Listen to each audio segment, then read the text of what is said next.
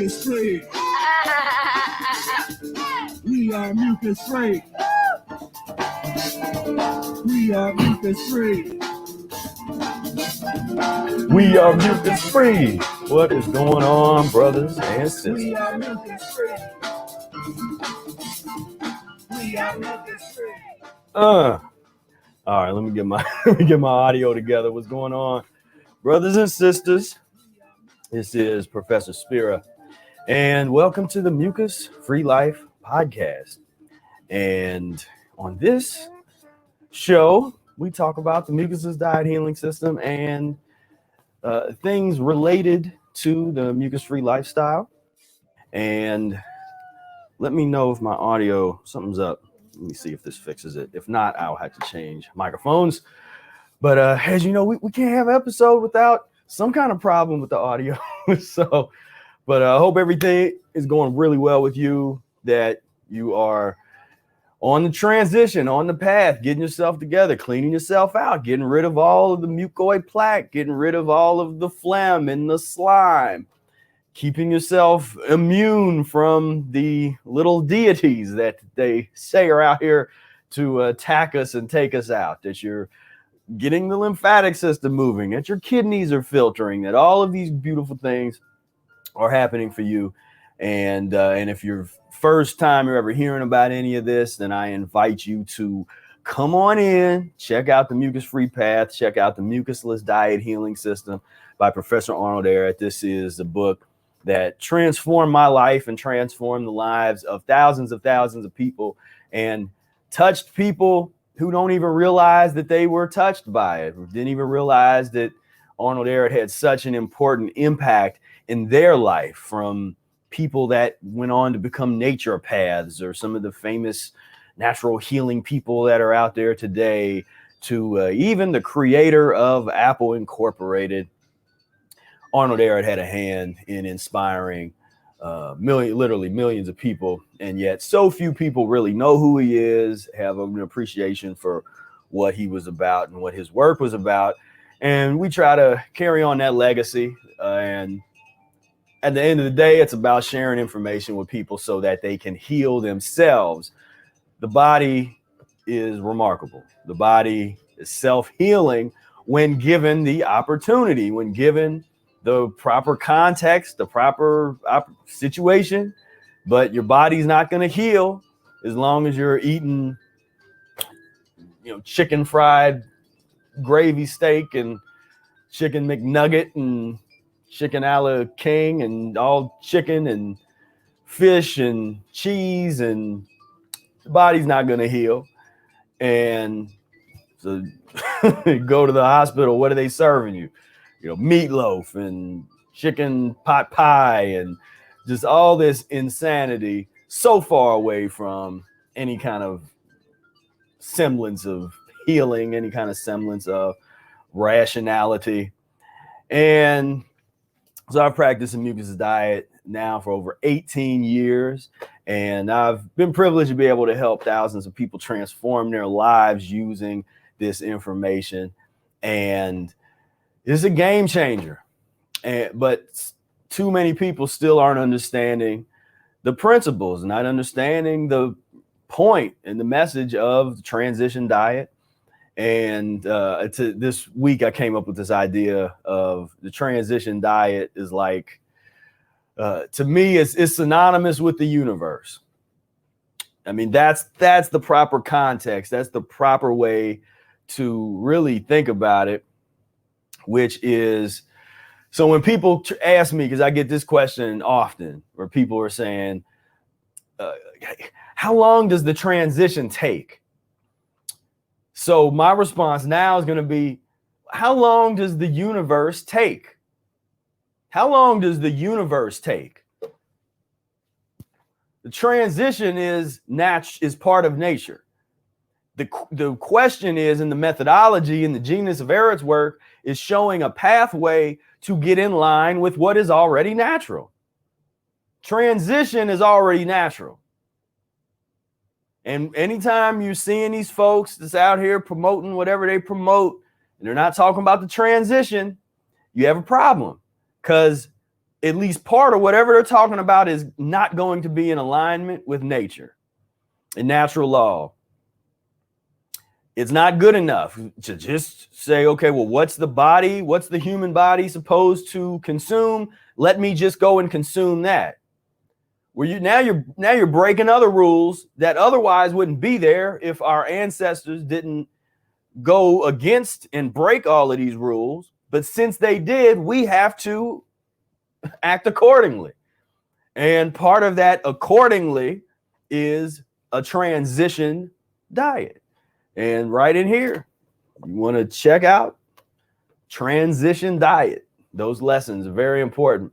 But that's a real interesting kind of concept to me. I think that's a perfect way to describe it. For me, transition is synonymous with the universe.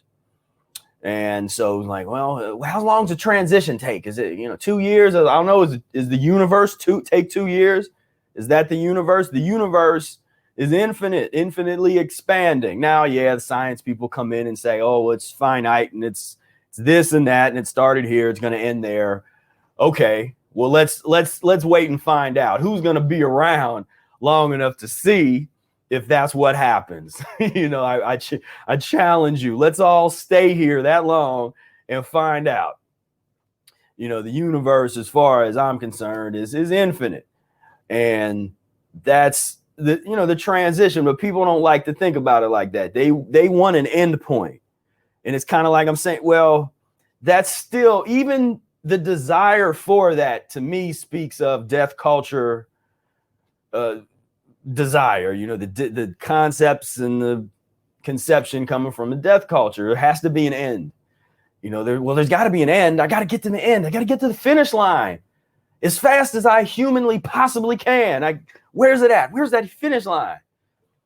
And it's like my wisdom and advice is enjoy the process and enjoy the journey. Don't be so fixated on the destination, especially when once you get to that destination, it's like, well, then I should ask you, well, then what? What are you gonna? Okay, so you've been mucus-free for a year. Was that your destination? Then what?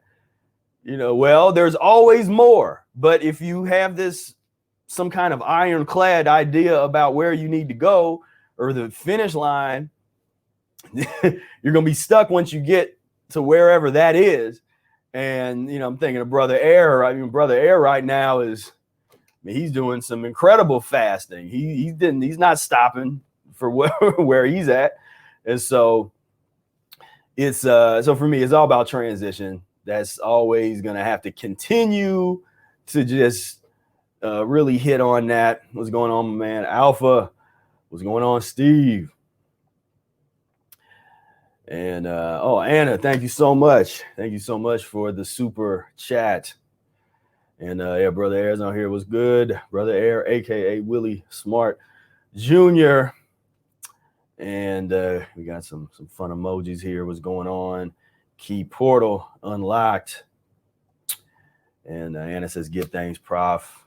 Have to go. We'll catch you with later." Well, again, I thank you so much for the love, because this was one of them days I had to push myself a little bit to get to the to get to the podcast. This was one of those days where I kind of would have, if I hadn't committed, like I'm gonna get on here and do the podcast, I would have shut down all my social media, would have just kind of chilled, fasted a little bit, turn the phone off. It was one of those days. But spirit, call on the spirit of the ancestors. It's like, if I'm supposed to do this, someone has to hear this message today, and it's got to come through me. So I'm be on my post, as we say, and do what I said I'm gonna do. And then once I'm here, of course, I love you guys, and I always enjoy sharing this information and doing what I was talking about. I was doing versions of making my own radio shows and stuff when I was like 4 and 5 years old. And so I've been practicing for this podcast for a long time. But just with that said, I want to sometimes it's okay for us to say, like, look, this might be a hard day, or this might be a day of a lot of elimination, or maybe you're fatigued or something. And we always try to talk about that. You don't want to watch someone necessarily doing a broadcast like, oh, like just totally out of it, even though we used to do, well, we had the radio show every week, the Immortality Pipeline back in the day. Those are some good some of those shows where you get to see some of the real stuff, because we show up and going through elimination, blowing my nose, on the radio and that kind of stuff. But just to understand, like, this stuff is real, the transition is real. Going through these eliminations is part of it. It's finite. I mean, that's what was real exciting to me, was the finite nature of of the eliminations, like the kind of elimination that I used to go through, where I was blowing my nose in the beginning of practicing the diet. The first couple years of practicing the diet, I go through these eliminations. It's just like I'm just a faucet of mucus. It's coming out of me because my body was finally given the opportunity to actually release this waste without me doing something to suppress it.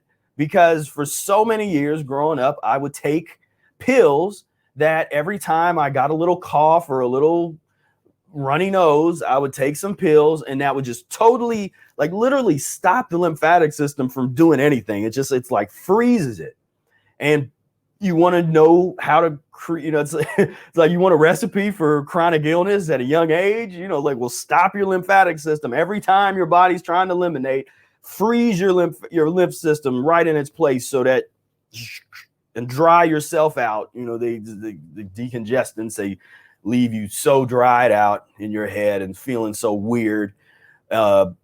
That's a recipe for disaster, and that's the path I was on. That's a path that unfortunately a lot of brothers and sisters are on. So this is an important message to get out there, that it's time to get ourselves in line with nature as best as we can. It's not going to be perfect. We don't talk about perfection on this channel, as far as you got to be 100% such and such. Like, nah, this is about get on the path, do the best you can with the principles that you have it at your disposal, at your take advantage of what you have. And the Poodle Freak says, I'm loving your course so far. Thank you. Thank you so much for enrolling. Talking about the Mucusless Diet Healing System e-course. Links for that are down in the description if you are interested in that, where I basically take you by the hand. Every lesson that's in the Mucusless Diet Healing System book, we go lesson by lesson and really delve deep into the ideas and things that people often miss, that almost always miss when they read the Mucusless Diet. We go back and we say, well, let's focus on this and check it out for a second. And I also have some food prep videos in there with some recipes. That's the closest thing. I always get the where's your recipe book and the art of transition. And I know it's been coming soon for years. And one of these days we're going to get that done. But in the meantime, there's I think it was 14 recipes in the videos, accompanying videos in the e-course for the food prep. And I know people really enjoy that kind of thing. And good evening. What's going on? And it's Rachel. Let's see. Hi, I'm new to the information. Just bought the book. Well, I appreciate that, most definitely. And so what I decided to maybe talk about today in the research and development team meeting yesterday, somebody brought up Matt Stonie. And I didn't really know who this is. And it's like, oh, he's pretty popular on YouTube and doing all the food eating challenges. And maybe we do a mucusless diet eating challenge, or the Matt Stonie mucus-free challenge, or something like that. And I'm like, okay, well, let's take a look at who this dude is and just see. And you'll be exploring this with me together. I haven't really looked at a whole bunch of his stuff. I know that he is a competitive eater, and he used to get his butt whooped by Mr. Joey Chestnut, who we've talked about from time to time on this channel. The legendary Mr. Joey Chestnut, who for the past 10 or 11 years has won the a hot dog, the famous hot dog eating contest, and that kind of thing. And so, but I guess Stonie he's up there. He's trying to do that, but he's become somewhat of a popular figure here on YouTube. And not that long ago, I did the video Nikocado. We kind of examined him as a case study when eating raw, when raw veganism goes wrong. He is the perfect case study of what happens when you do not transition on the Mucusless diet, using the Mucusless Diet Healing System methodology. And if you try to just dig into the raw foodist dogma, just 100%, and just be so fixated on that without any concern of mucus-free eating or any concern of transition, then that is more common than you think in terms of just going back to the terrible foods. Maybe not as common to become a mukbanging legend on YouTube, but that type of fall off is definitely something that is quite that happens quite a bit, unfortunately. And I queued up a clip of that of my Nikocado avocado video here, where he was just to give a shout out to that. If you, and I recommend checking that video out. If you the 300-pound raw from raw vegan to 300-pound mukbanger, that is that. So that's that. So today we are going to examine and give our analysis of Mr. Stonie. And, one of the reasons we do this, to me, it's so important to dissect and analyze and critique the pus and mucus eating world. Now, why is that important? Well, one, it helps you become conscious. It helps you wake up and understand what I used to do is actually crazy and insane, and not good. And the path I'm on and what I'm doing, at least it makes more sense than that.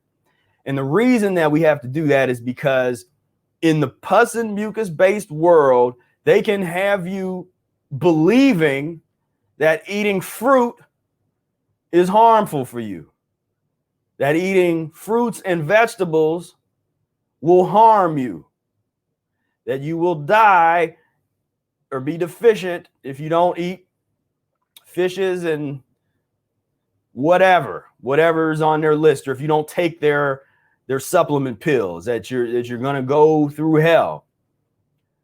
But they don't talk about the hell that you go through when you get a stroke and the heart attack. 50,000 people a day die of a heart attack, 25,000 a day die of cancer. Where's our epidemic here? Where's the shutting down of all slaughterhouses? Where's the shutting down and the conversion from dairy farming to pineapple farms or some other farm that we could use? Where is that? Because putting on a face mask ain't going to help you when it's time to have your heart attack and your stroke. But getting off of the pus forming foods, the meat and the dairy, will help with that part and all the other inflammation that comes with that. So that's why we talk about this, because people actually think we're off our rocker because we eat some fruit, because we eat fruits and vegetables. And heaven forfend, we do lemon juice and distilled water enemas. So, but this, this is what's normal. So Mr. Stonie, 13.5 million subscribers. Let that sink in. I'm happy when I get like a couple news, like, yeah, I almost got 18,000, 13.5 million subscribers. Bravo, Mr. Stonie, boy. Who would have thought that's what you need to do. Just stuff yourself. Have a talent for gluttony and you can have a lot of followers. That's wow, that's great. So a few of these different. Let's just see what's he doing with this baloney. Ugh. All right, let's check out this McDonald's thing. I'm avoid playing the audio of stuff so I don't get hit with anything. But let's just see what's he doing. I don't think he's not even eating in this one. So let's not do that one. Let's go. Well, all right, let's see this. Let's see what's up with this baloney thing.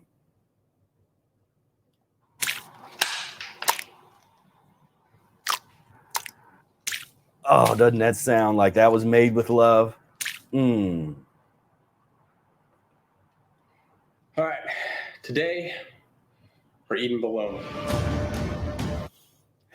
Okay, so this looks like we're eating bologna today, guys. This is going to be the bologna challenge, and let's examine the technique. Okay, so he grabs about 10 or 15 slices and eats it and drinks water with it to help it go down there. And now I will say that most of you know that practice a Mucusless diet or that studied Eric's work. In fact, I'll ask a question to be answered in the chat. What type of physiology would Arnold Ehret presume Mr. Stonie to have? What do we call that type of physiology? And I'll wait. There's a bit of a delay before I get my answers here. Yes, it is gross and sad. Let's see, how's he? There's the end. Oh, don't. He's got some crumbs down there. And answer to the question is lean. Very good. Thank you. Manifest me. Thank you very much. And then uric acid type of physiology is a term that has evolved a bit, where Ehret he mentioned that a lean type is characterized by having a great deal of uric acid, and then we kind of adopted uric acid as a type, where we say uric acid type of physiology, mucus type of physiology, but the original terminology that Ehret used was lean and fat types of physiology. If you want to know more about that, check out the Mucusless Diet Healing System book. And it's an incredibly useful way to describe different kinds of body types and why they function the way they function. It's very unique. And let's see here. What else we got? Oh, the Burrito-zilla. Let's see.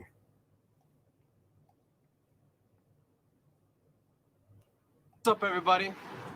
This video is for you guys. This video is... What is this?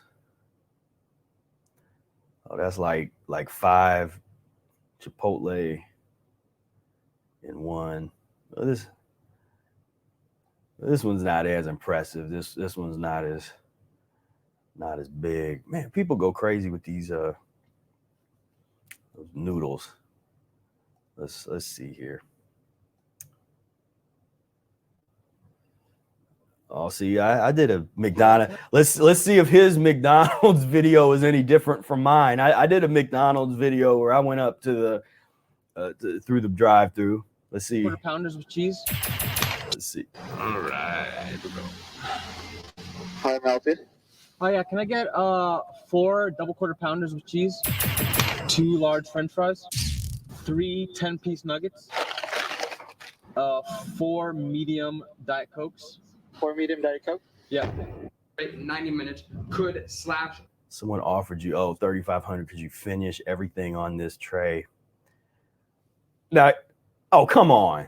That's not even that. Honestly, that's not that much. I could have ate all this back in my 2 foot longs with chili cheese and a cheeseburger day. This ain't that much. Okay. Player games bait, right? All right. But so again, keep in mind, we're the ones that's weird. We eat apples and oranges. I had some pineapple today. Had a salad. So we're the ones weird. And this is okay. You know, 23 million views. You know, 500,000 likes. You know, so this is acceptable. This is because in a more rational world, wouldn't you think that this would sort of be the outlier, that this would be the thing that is considered to be very strange, and eating fruits and vegetables? Because I will bring you to the attention of I've been making my own mukbang videos to try to counteract some of what these folks do. And so I have some mukbang videos too that you can see on my channel. There's a mango mukbang and dragon fruit mukbang and Florida orange mukbang and a melon mukbang. So I've been doing mukbangs too, but mine don't get as many views as his. And I could have ate that, man. I'm not even impressed here. Let's find something more impressive. What in the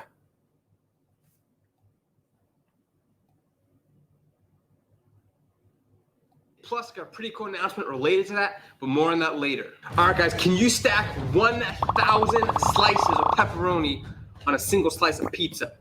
Put your guesses down below. Right here. But why though?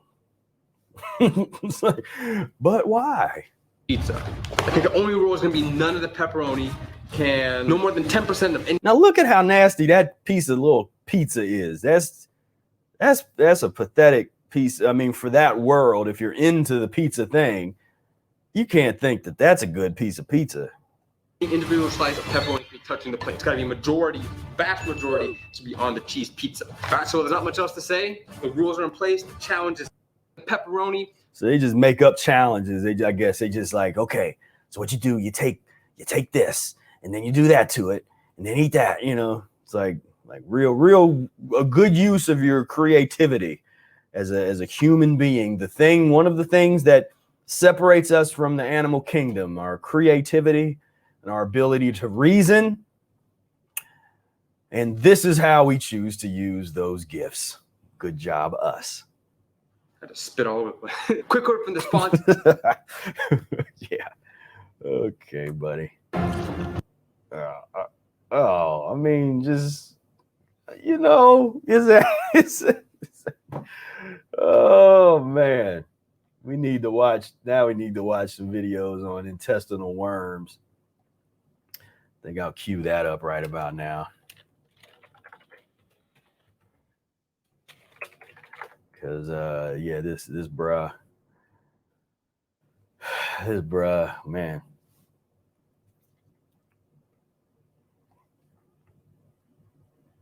He's about to eat the dog. He's gonna eat the dog. Oh, okay, never mind. I mean, but you wouldn't be surprised, would you? So let's see. And here's a so I just found something interesting. I found a mukbang video of from inside Matt Stonie's stomach. So let's so this is inside Matt Stonie's stomach, and it is a special it's a tapeworm. His tapeworm filmed a mukbang.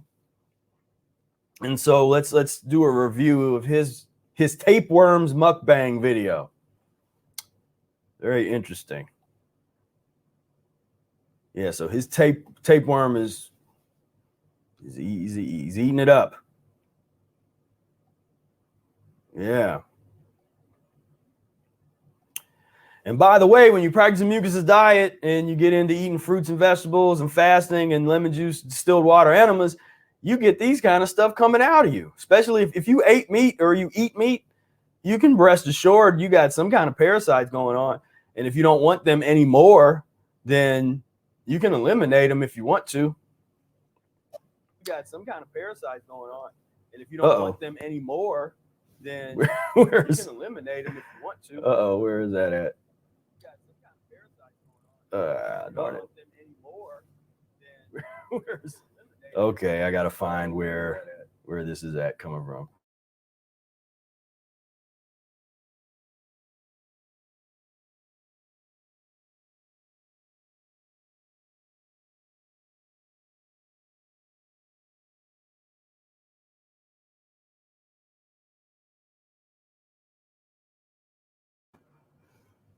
Bear with me a moment. I have no clue where that echo is coming from. Bear with me a moment.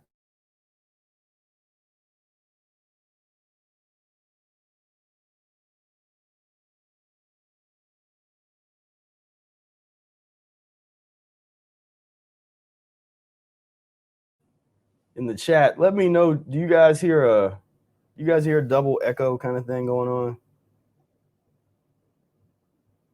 In the chat, let me know. Do you guys hear a double echo kind of thing going on?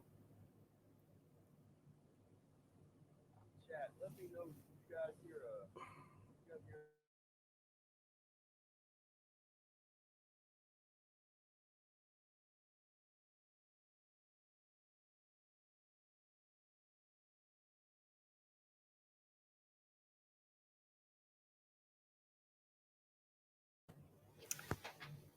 Okay.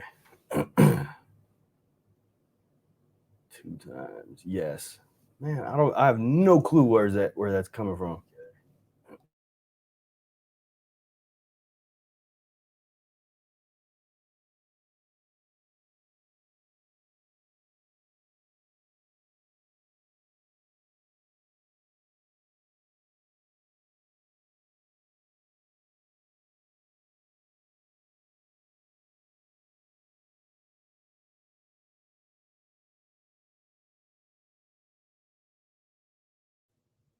Check 1, 2. Let's see if it does it here.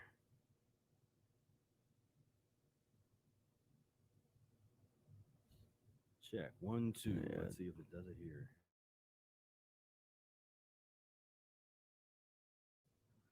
So bear with me. I'll try to figure this out.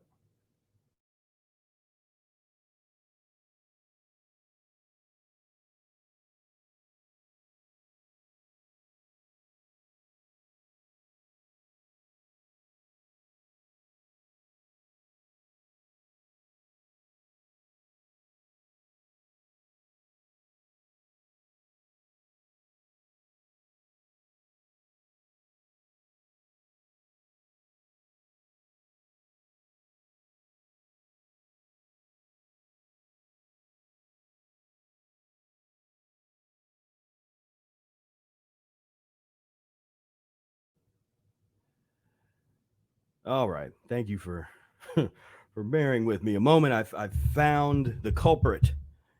I think actually let me. All right, we're back. I got the wireless going. So yeah, anyway, yeah, tapeworm, hella delay. Yes. Sorry. I figured out what the problem was. So it's all right. But that was a pretty instructive mukbang video by Mr. Stonie's tapeworm. So that's cool.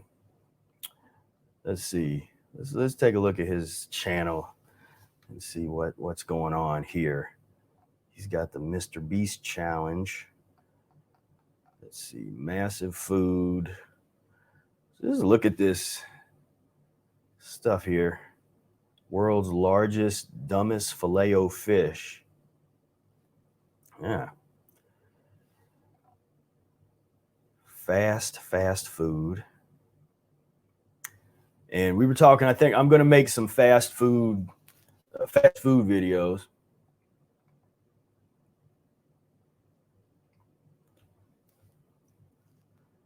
Now there's still an echo. It shouldn't be an echo anymore. I'm not hearing an echo anymore.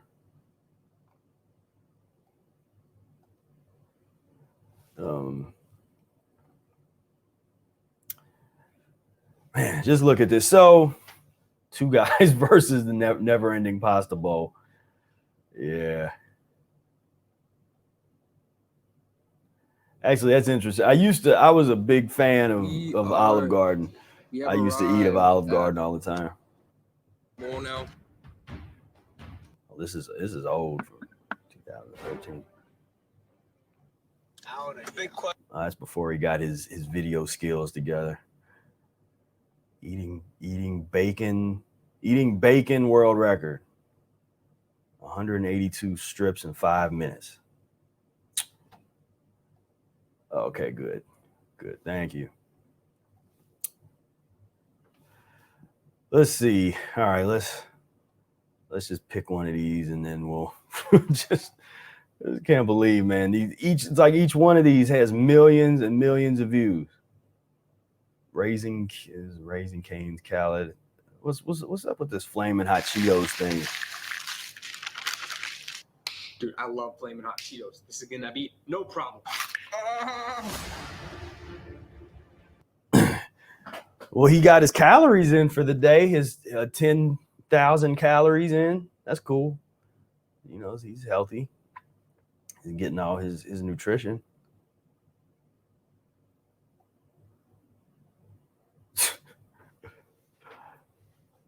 I never got into flaming hot Cheetos. There were people who was real into it, and I stayed away from it for some reason. I can't even remember trying them. I had no interest in the flaming hot versions. I used to eat regular Cheetos. Not that many of them. Oh, he ain't gonna finish these. You failed. He failed. Failure. Drink milk. You got to top it off. Top it off with a little bit of pus. That's how you do it. Good stuff. Ooh, one gallon jar of pickles, massive bowl of Fruit Loops, 5 whole pizzas plus Q&A. All right, so you get the idea. So my review of Matt Stonie is that he's a lean type, aka uric acid type of physiology, and he is going to prematurely age himself. And, you know, hopefully, as we say with everybody, hopefully they discover the Mucusless Diet Healing System and they get it together. But he's making it pretty hard on himself. You know, and this also puts into perspective, even though most of us and most of you didn't eat like this, but when you start to really think about how much we've eaten over a long period of time, and like every bit of this must be accounted for physiologically. Like none of, just because you're not currently having a heart attack or a stroke, or you're still able to breathe without a bunch of mucus in your nose or in your throat, just because today it's like that, don't mean that they could change overnight tomorrow. And that's the risks. And so it's the gamble. And this is the gamble that folks deal with every day, you know, on this path. And he ate a gallon of fruit, that old fruit cocktail, man. I mean, but think about, you know, if all this energy that he's doing it for this, if this went into cleaning himself up, if this went into putting together mucus-free transitional menus and doing enemas. I mean, if you want to be extreme, go do some enemas in. You know, let's see that.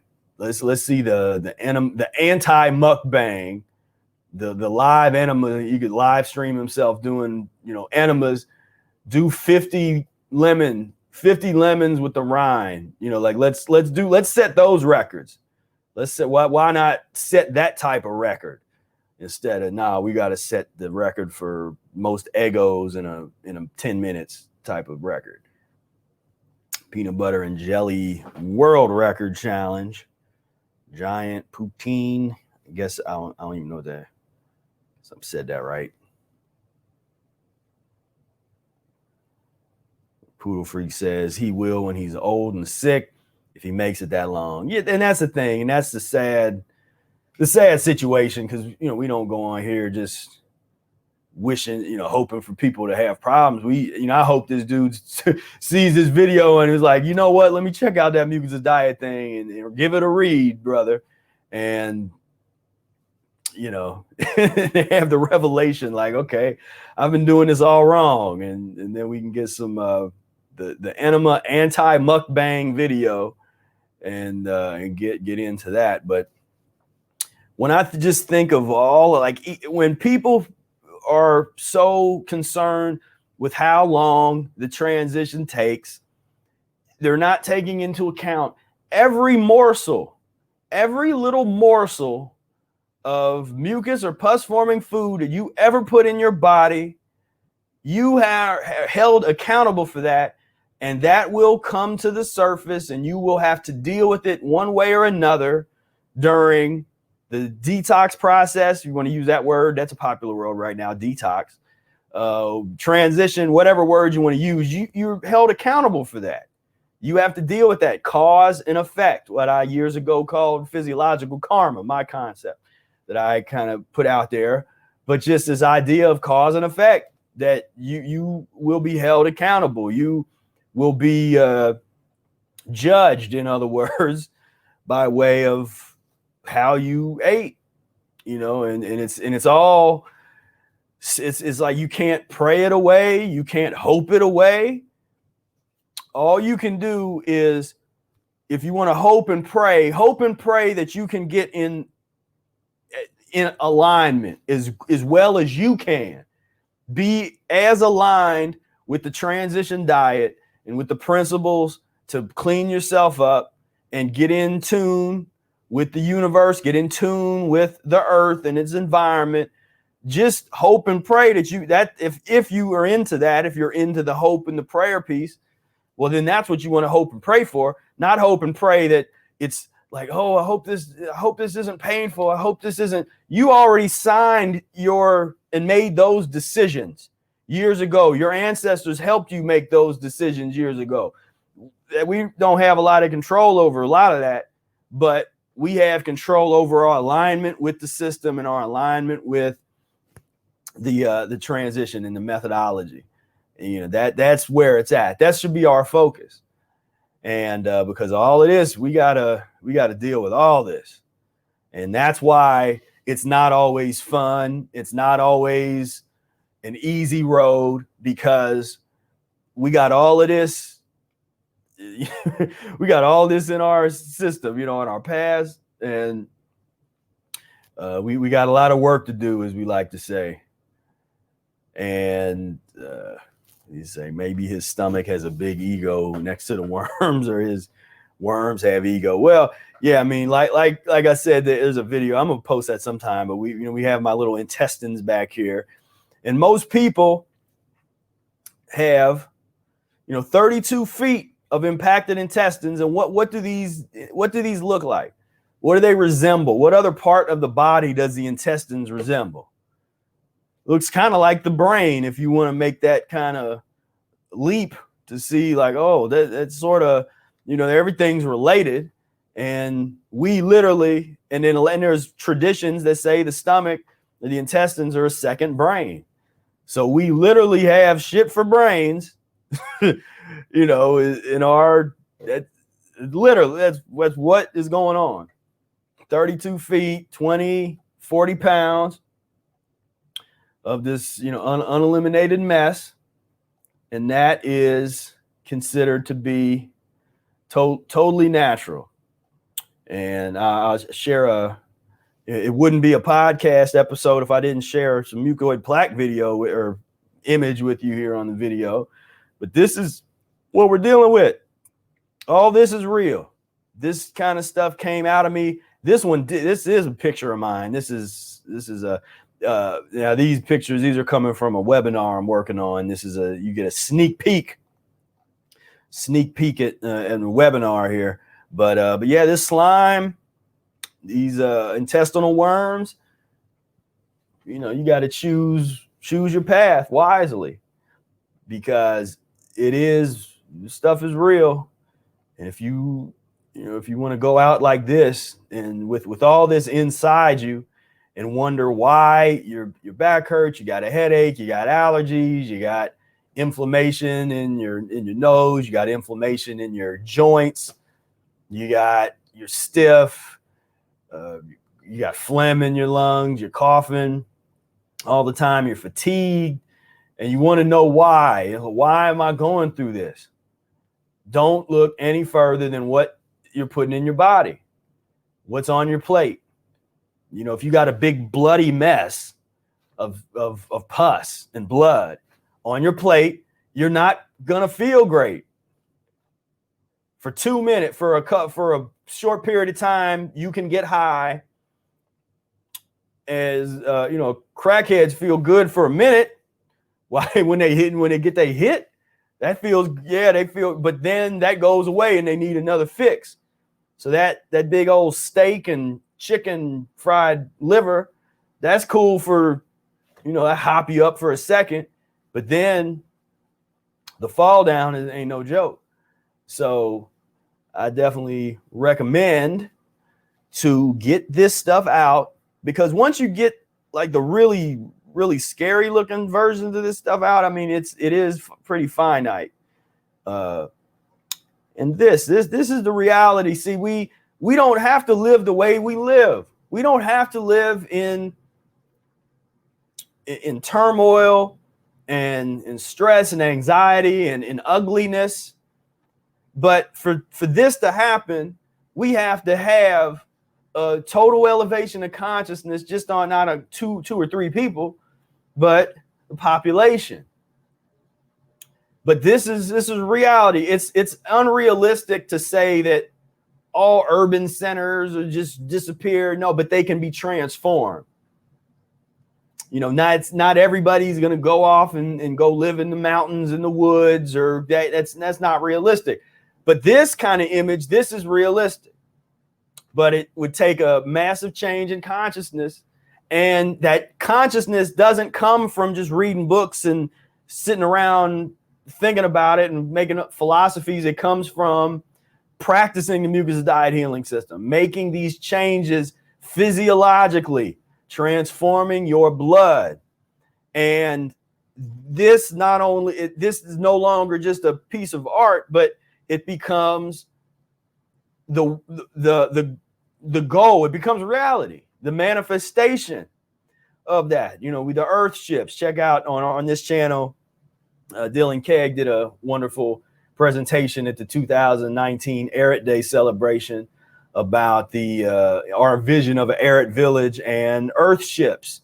And just there's no reason why we should still be building homes the way they do, because they cost too much money and they're too weak. They're not strong, and they waste a lot of resources.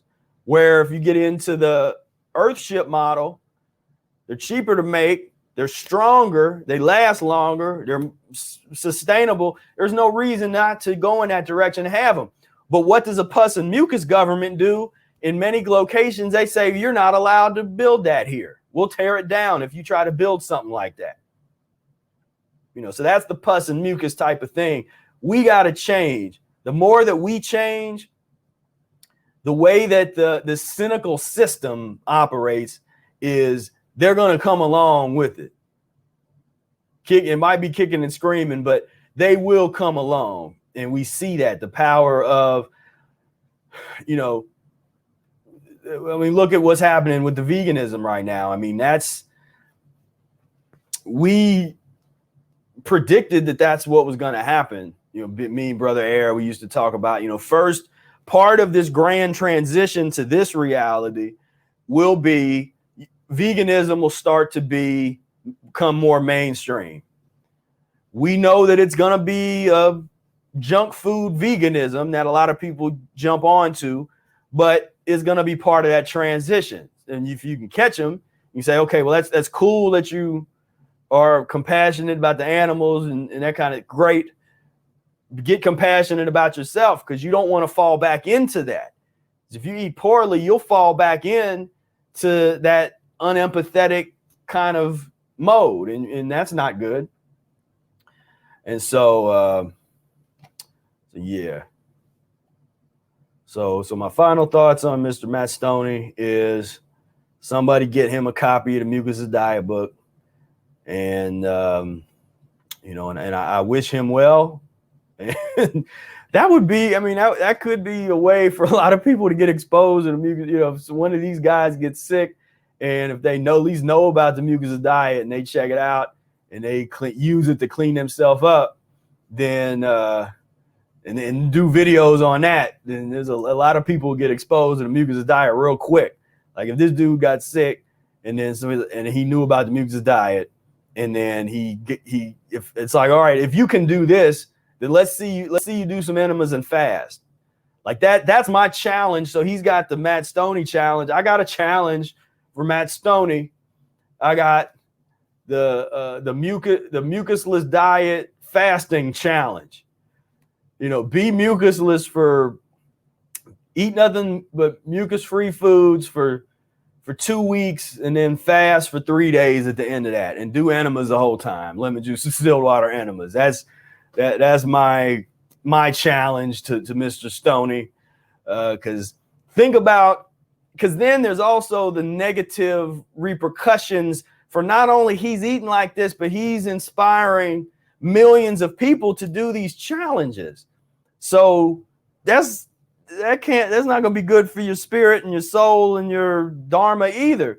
To have that kind of influence, now you're influencing people to shorten their life, to eat, doing these challenges, and it's framed in pus and mucusdom.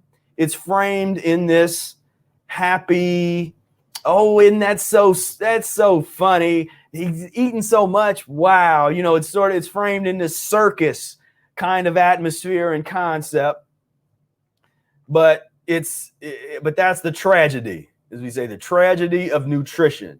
It's just it's sickening and it's sad. And so it's one thing if it's just this dude eating like this, but he's inspiring people to do the challenges.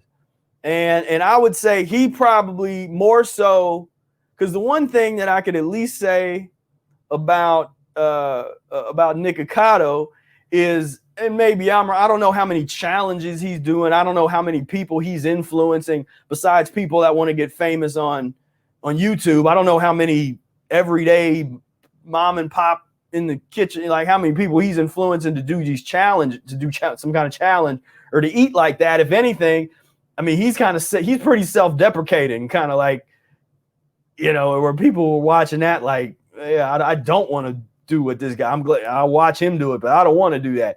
This guy's a little different because he's, I guess for at least right now, he's maintaining somewhat of a youthful look, his physiological situation. He's just able to really handle acid well, that uric acid. Physiologically, he's got a gift, which is not a gift because it's only going to make things a lot harder later, where, as Eric says, more chemical interference. That's from Mucusless Diet when he's talking about and defining lean type of physiology.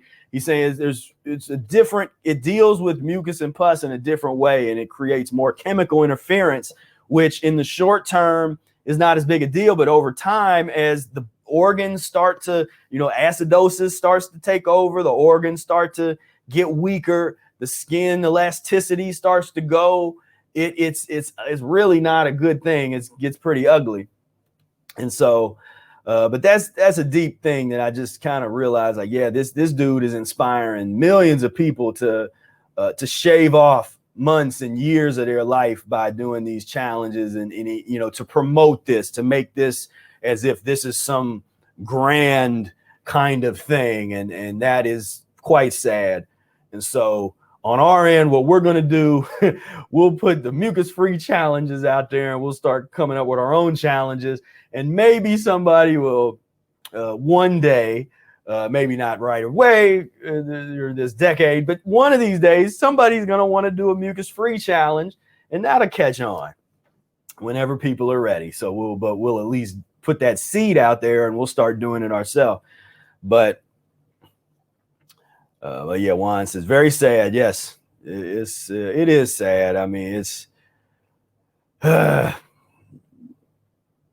gallon of Jello.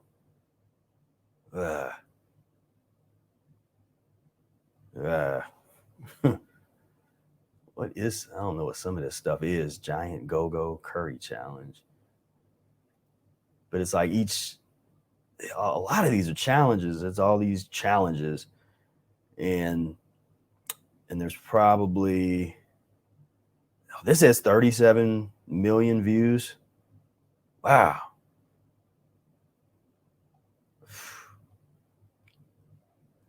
I wonder, let me see if other people did, if like a lot of people are doing his challenges. Oh, we got to watch this chili eating contest, just to, because part of this video is just to kind of get into some other elements. So I'm just curious. Oh, there's a whole line of people. What?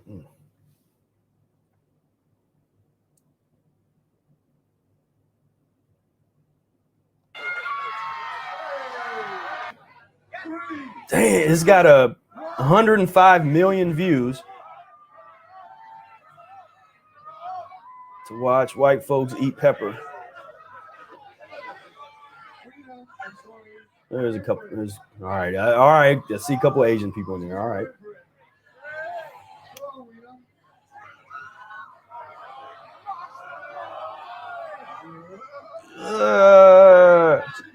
She's like tapping out, like tap. I'm done. I'm out. Drink that milk. Drink the milk, because that's a good combination. Hot peppers.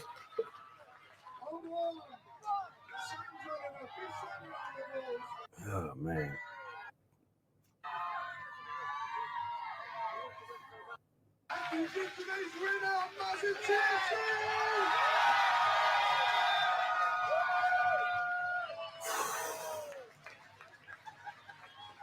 Whoa. All right. So we got the 1620. I don't know why that number was it, but let's see if other people did the fry challenge. Yeah. So we got this folks did the fry challenge. They upped the ante a bit, 6,000 fries. So they're trying to get famous. They got their 2.5 million views. Cool.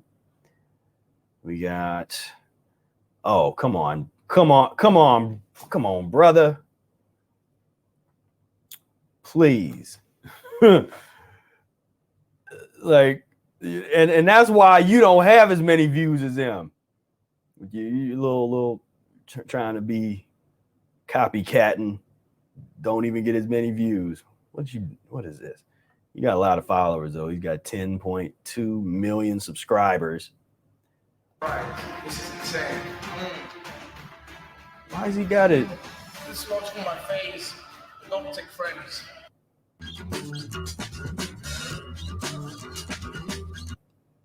Those ones, I hate those ones.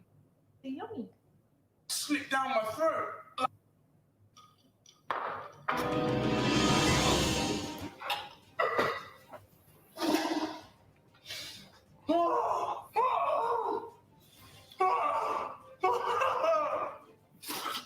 I nearly had death by fire. What the? Man, so he almost killed himself for some views. For some views to eat some mucus. That is what we're dealing with here. 1,000, when you're not, that ain't that many. compared to these other guys. So yeah, so the challenge is real, and there's a bunch of these challenges. It looks like all these challenges. What? Those are a lot of, and then we'll get the kids involved. That's something. Order 40 large fries. 40 large fries. One large fry at McDonald's and buy a bunch of French fries. My favorite. My favorite. Yeah, so we'll. Look at the fries, yo.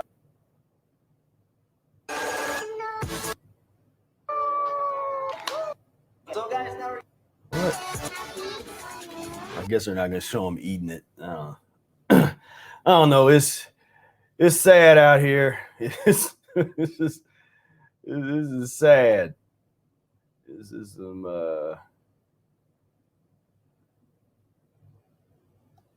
let's see. The challenge meaning difficult task from 1954. All right, good Aqua, good one. Good etymology. Look up here.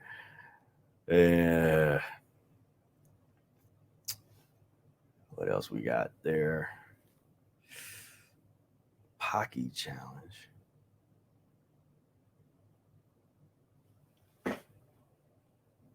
The world's largest, dumbest French fry. It is the dumbest French fry. What is that? Cucumber pie. Pull out a Coke. Ready for the Big Ten? Yeah. This is gonna be the world. And that's something I don't even do videos about, just fried foods, because I assume most people know fried foods is not good. And when you just think about that, you're deep frying in this boiling oil, and you put stuff in there with breading on it and egg and all that stuff, and it fries it into this concoction that's so concentrated. The fats on that, and such a concentration of mucus and pus, and you eat it. And again, people ask why. Why did so-and-so pass away at such a young age? Why did I get this stroke? Why I get this heart attack? Why I got these sugar metabolism issues and my diabetes and this? Why? But they didn't think about that deep fried cheesecake that they ate at the county fair, or deep fried pickle, or whatever it is. They deep fry everything now. It's fair. This is silly. I'm just gonna eat that. It looks like a big hash brown, or not hash brown, but hush puppy.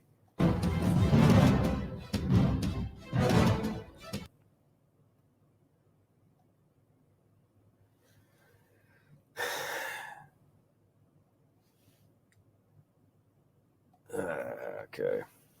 So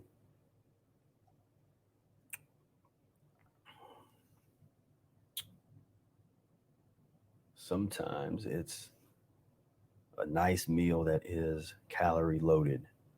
Right. Yeah, a lot of the good calories, not the bad calories, but the good calories.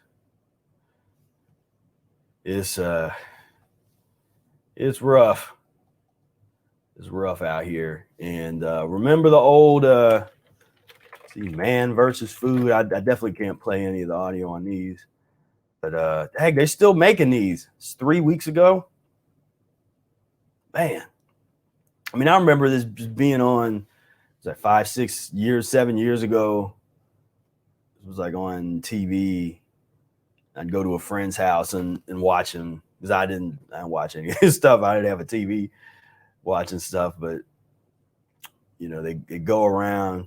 You just think of all the resources. It's like all the resources that go into these eating shows, and it's like these gluttony shows all on the cooking channel, the Food Network, and all this kind of stuff. It's just unadulterated gluttony and a celebration of it. You know, just a give me a hug, you gluttonous bastard, give me a hug.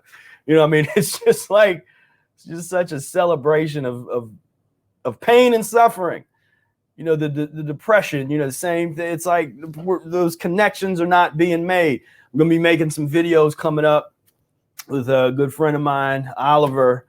We're going to be on here, and he's really into release, learning how to the emotional release side of this, which, you know, it's all part of it. I talk about it a little bit, but I want to get into more of that because it's, you know, when you have this, there's a reason. Like, you take all these people and look at all the stimulation. Yeah.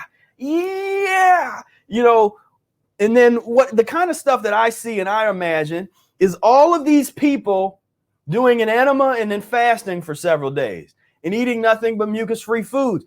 You're talking about a fall of folks, and that's why we talk so much about the transition, where, you know, you wouldn't have as bad of a fall. But just if you take all the stimulation from these folks, the entire vibe, this desire to just be here and cheer on the gluttony, it can almost transform overnight. Like with some strategically placed fasts, that entire thing, like you wake up from a drunken stupor, like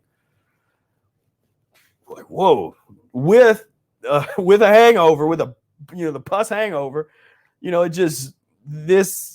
it really is like waking up after having a really crazy drunk high night of crazy debauchery, and you wake up from it and you're like, was that me clapping for that? Was that me eating that? Like, what was, you know, you wake up. And well, I guess it's good to see that, you know, man versus food is still a thing. Now, how sad is this? Let's start it off with an image of a cow that's on its way, that's on death row, you know, dead cow walking. We can start the video there. Then we have our establishing shots, and then our establishing pus shot. And you know, they're probably using some kind of, I don't want to, yeah, if I do the audio, they'll tag it, definitely. And they might tag it anyway, but they definitely will if they get the audio on there. So this is just a good old greasy spoon burgers. You got the blood coming out the burger still, you know.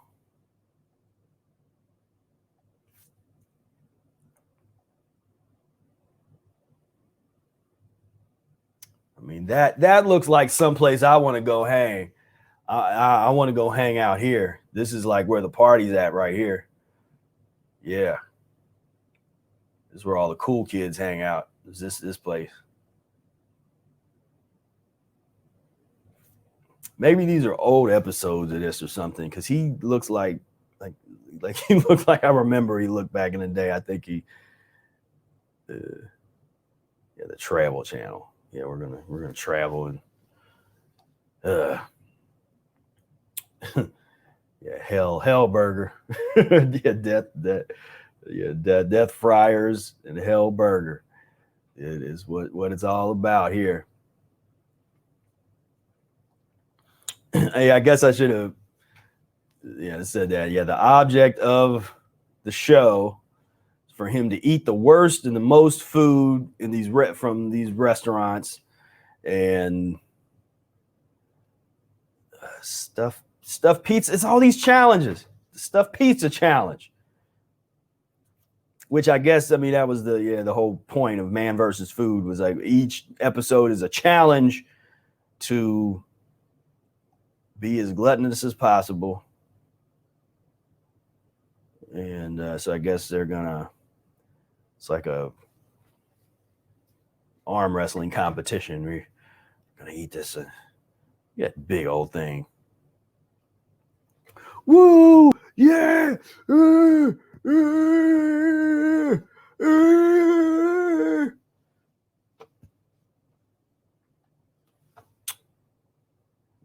get some pus. I mean, just think about how that used to feel. You know, they get you pus, get you a big 40, a bunch of alcohol. You know, you in your little zone, little pus zone.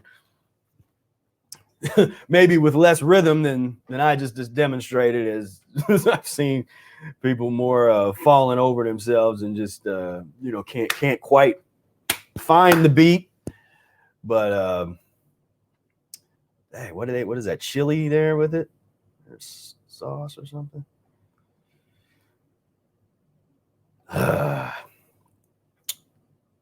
Ooh, the oldest food challenges in America. What does that mean? Is that just chili? I mean, I guess it used to be the old chili eating contests is something that's as American as apple pie. But that's what gets me is it's just all the cheering. Like, yeah, I mean, and for all the people that want to talk about like the face mask, like this is the level of intelligence that we're dealing with. So we shouldn't be surprised when we see the kind of idiocy that we're seeing where people, eat, they got the face mask on and they take it off, eat a few pieces of pizza and some, burger and put the face mask back on. Like that's what you get. This is the level of intelligence that we're dealing with here. The artery clogger challenge. It's like the suicide challenge. I mean, it's like who can get the heart attack fastest? How about that challenge? Is that all these people cheering? I mean, just. And that young bro, he don't have a shot, man. He doesn't have a chance, man. I mean, I see these guys, especially the little kids, and the way I operate, I just want to give them a book, man. Like, hey, little, like, be like a 10-year-old kid and be like, hey, man, hey, here. When you learn how to read this, please, or go check out the audio book version, because it's like, man, these folks don't have a chance. But understand that this is why things are as bad as they are. Don't look any further behind. Don't look for nothing besides this. Don't try to make all this other stuff up and try to bring all these other excuses in. This is the problem. The young people that don't have a chance. Young people that's brought up in this world where this is considered normal, where this is considered acceptable. Instead of evil, it's put on a pedestal. It said, this is fun. This is all American, good-humored fun. When it's all about tragedy, it's all about death. It's all about, raising up folks that's going to be sicker than their parents, to have a whole new generation of people asking why. Why am I going through this pain and this suffering? I'm a good person. I paid my taxes. I gave to my church. I helped an old lady across the street. Why am I suffering like this? Because you ate the way that you ate. And no one was there to tell you that it was wrong. No one was there to help you make that connection. That if you eat in a way that's against the laws of nature, you are on a time limit. The clock is ticking for you. We're just trying to do the best we can to clean ourselves up as much as we can so that we can have an opportunity to transform the human species, to give our bloodline the best opportunity. So we're not coming from a place of like, oh, all you got to do is you eat better and you're going to live forever. No, that's not my message. I'm saying, let's clean up humanity. It has to start with what you're putting in your body, because once you figure that out for yourself, that's going to carry over to your children and your children's children. And then instead of having this poor young man here that doesn't have a chance, and maybe hopefully at some point in his future, he gets a hold of the Mucusless Diet book and he becomes a great before and after story. But as it stands right now, this is tragedy waiting to happen, and I hate to see it. I hate to see it with the young people. You know, it's like the old folks, y'all okay. I mean, y'all had your shot. You didn't figure it out. It's still the same. Come get it. You know, come get you some here. But the young people following in the footsteps, so impressionable. And parents not understanding the power that they have to shape their children's diet, to shape their future health. But you can't be a parent that's trying to feed your children healthy and then you're eating crap, because that doesn't work. And I've seen parents try to do that. That doesn't work. You got to incorporate this for yourself and then feed your children coming out of your newfound consciousness, your understanding of the transition diet. You learn how to transition yourself, you can transition your children. But that other way around ain't gonna work. But, you know, until we wake up and this, you know, a million views, all this stuff, millions and millions of views, totally acceptable, totally, you know, primetime television, clap. Yeah. Like, what are we clapping for? Good job. You shortened your life. Good job, buddy. You good job. I'm on TV, you know. I mean, just we always say pus and mucus culture. We're taking a look. This is you got to make that connection. What are you doing? What is that? That looks like a big old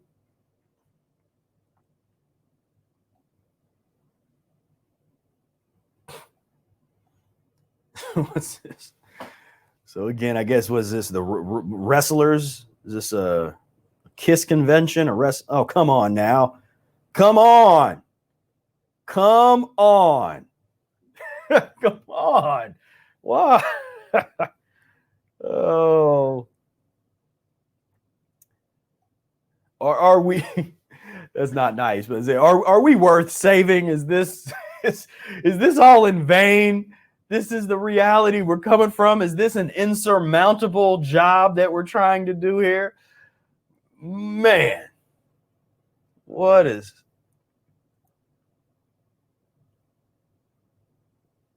is he going to eat that or what?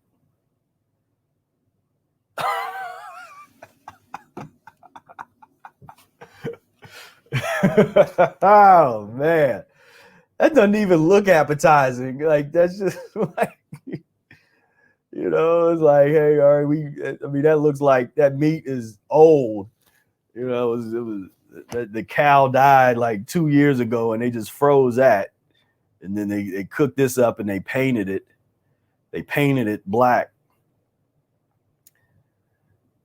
Just all kinds of so that, I mean, is that what we need? Do we need to make videos of us eating fruit and people clapping while we're eating? You know, like have some melon and I have a whole bunch of people behind me just, yeah, woo, clap for he's eating melon. You know, he's eating some apples. Is that what we need to compete? To compete with the, you know, there's so much celebration. You know, you already know it's going down in Vegas.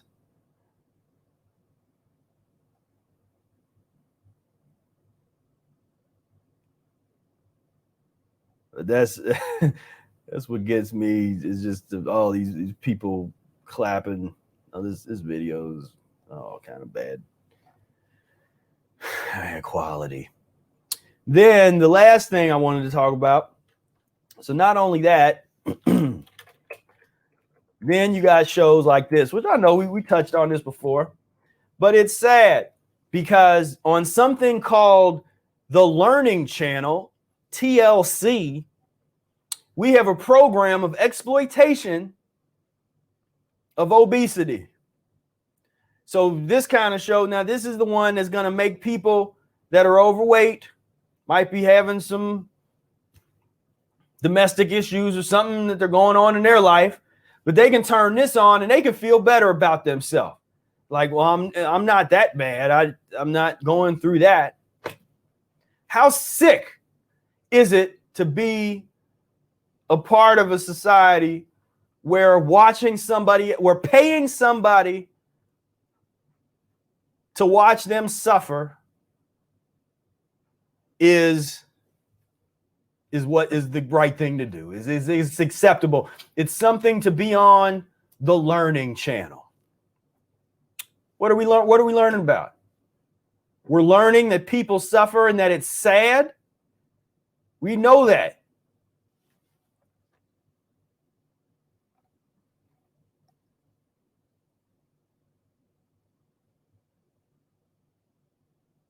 And I know somebody would say, well, in the show, they're trying to help them, and I don't know all the details. If you want to help them, but give us a shot. You want to give us an episode. Let me do a one. And give me a chance to help. Give me a year and a chance with someone that's real serious about transformation. Because we're not talking about cutting out your intestines. Because isn't that what, correct me if I'm wrong, it seemed like I remember that being part of it. Like this show, or one of these shows like this, you had to lose enough weight. And then if you lost enough weight, they would pay for you to get the surgery where they cut out your intestines and then supposed to make you skinny. What's that called? Gastric bypass surgery. I mean, is that what's going on?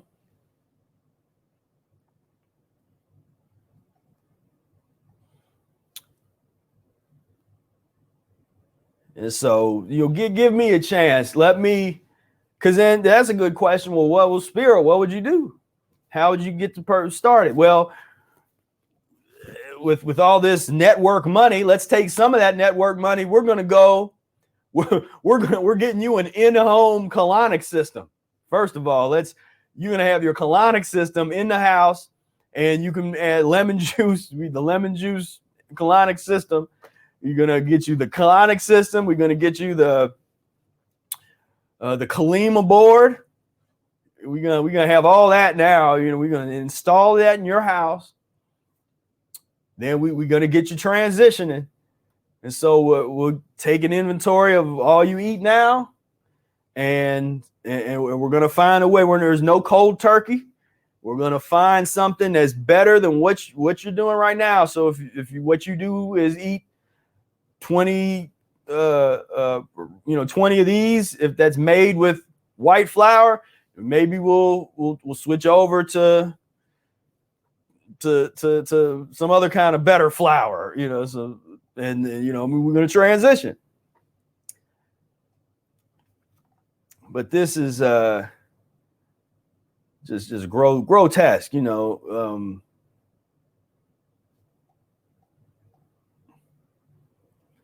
the reason that we're watching it, sorry guys, is but it's real. It's like, what's up? This has 3.1 million views. This is acceptable. This is what is okay. And people aren't trying to get these people real help, because they don't know how to really help. They don't, because they're still going to be feeding them crap. Or they'll bring in if they do something fasting wise, which gives fasting a bad name, they'll bring in somebody that'll do some medical doctor that'll extreme fast them.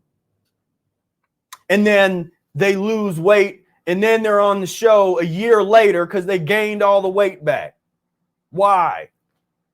Well, they did the 40-day water fast and they lost 200 pounds, but then a year later they gained all that weight back. Why? No transition methodology, no transition diet. It's not standard when it should be standard. And from all of these different therapeutic modalities, whether you're talking about a hospital, you're talking about an addiction center, rehabilitation center, you're talking about a prison, whatever you're talking about, if you're not dealing with a transition diet at the foundation of it, you're not talking about healing, you're not talking about rehabilitation. You're playing games. We don't got time for that anymore. Because this don't have to be like this. Our reality doesn't have to be like this. We chose this. And don't say, well, I've never watched this. We chose this. You're here. We're in this thing together. And so we're going to have to change. We got to do this together.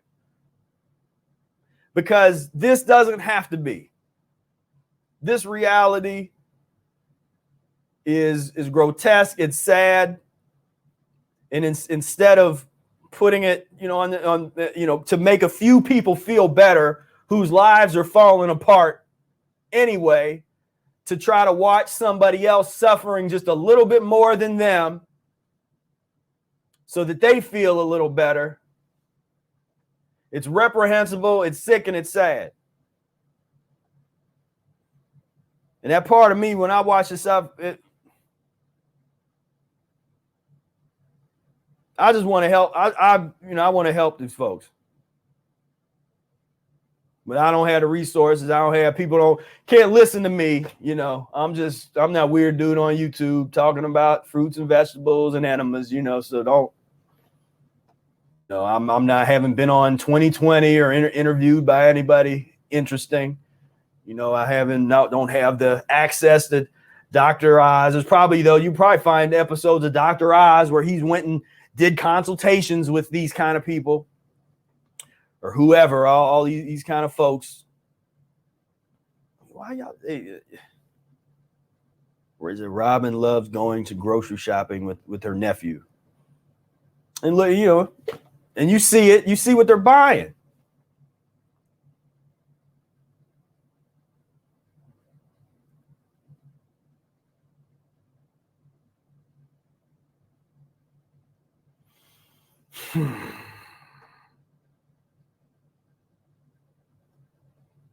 Okay, Aqua, yeah, he confirmed that a lot of these people trying to get surgery on this show, and it's really sad. Yeah, it's pushing sickness to a new level.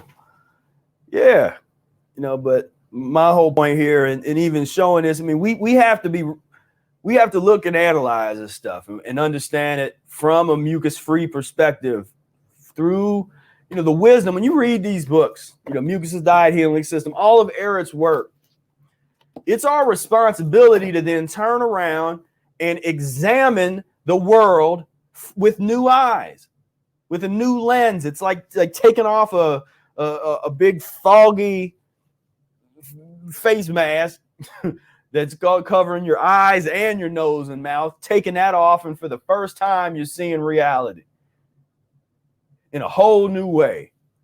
And sometimes it's overwhelming. But once you get your bearing, then it's important for us to see. Because for me, one of the reasons I do this kind of thing, we have this conversation, you're going to have those days.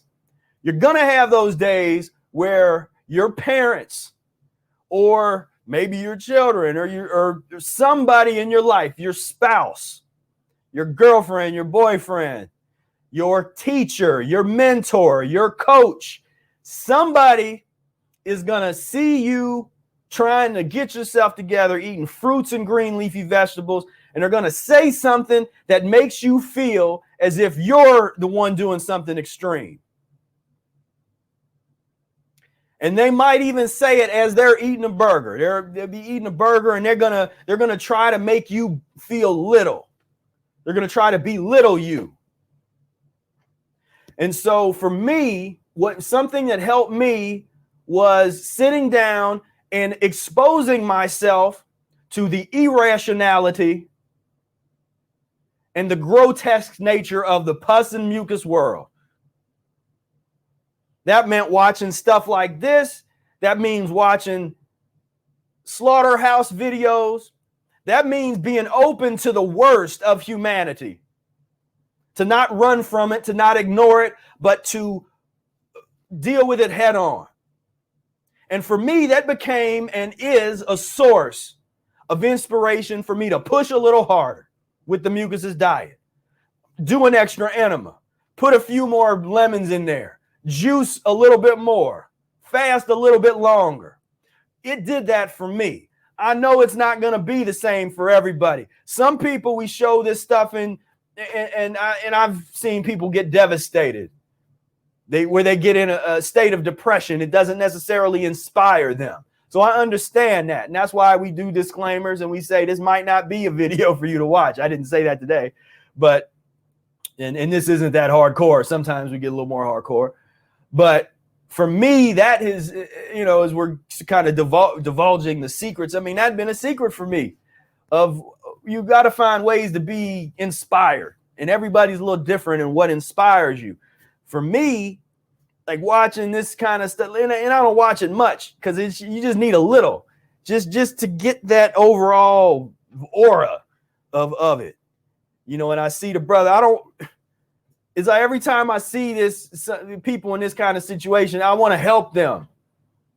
I can't laugh at it. I'm here to make fun. I can't do that because I see myself in him, and I see myself or my loved ones in these people that's suffering. And nobody's coming to help them in the way that they need to be helped. With a message, and that's why we always talk about the sanitarium, the healing center, the healing village, the arid healing village, that vision. And I know something we talk about it and it just sounds like, oh man, these guys are, they're talking out. They got these wild ideas about creating some kind of thing or nation or whatever. But you got to have a place when you want to help people heal on this level. You got to have a facility. You got to have a place where you can monitor them. You can really take them through the real process and to be there long enough to where they can go through that process. And of course, it'll take a lot to get admitted into that kind of program because you gotta want to be there, and you gotta get over that hump for yourself. You at least first gotta be in that position where you want to make that change.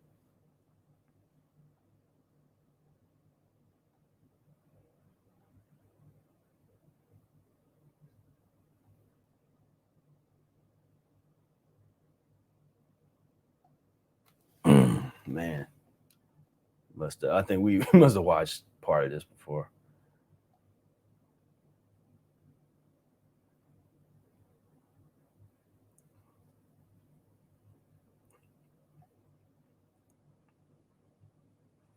So